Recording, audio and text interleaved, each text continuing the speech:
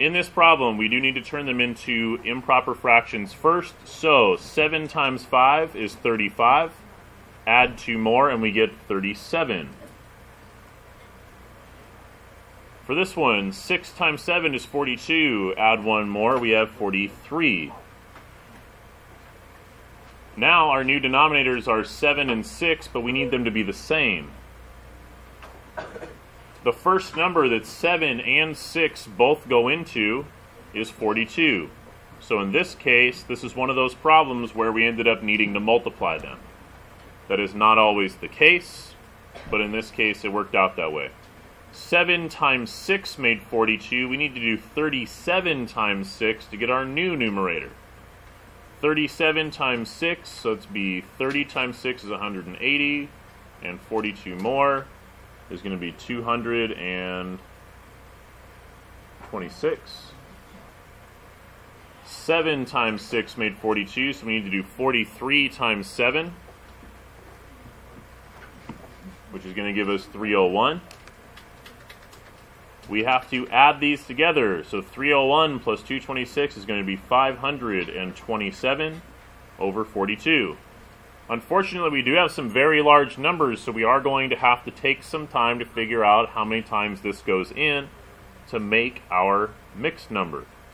There's a bit of a shortcut we can use, though. So I'm trying to find out how many times 42 is going to go into 527. Here's a good starting point. Some people aren't sure where to even begin. Look at your original problem. If you look at the original problem, you have 5 and 2/7, and you have 7 and 1/6. This means that you have a little bit more than 5, and you want to add a little bit more than 7. Well, let's just pretend the little bit isn't even there. What's 5 plus 7 normally?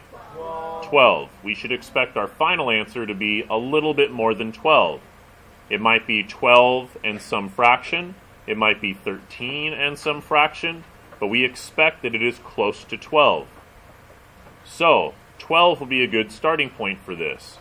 If I tried making this happen 12 times, and I actually work out 42 times 12, I would get 504.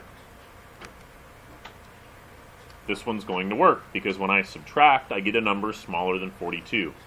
So if we subtract this, 7 minus 4 is 3, 2 minus 0 is 2, and we have 5 minus 5 is nothing. So it went in 12 times, that'll be our whole number. There were 23 left over, that will be our numerator, and our denominator was already 42. So if you're having a difficult time making the mixed number at the end, start with that. 5 plus 7 was 12. Let's try 12. If that didn't work, I would go up to 13 or down to 11, but that is where you should start this problem, by looking at the whole numbers.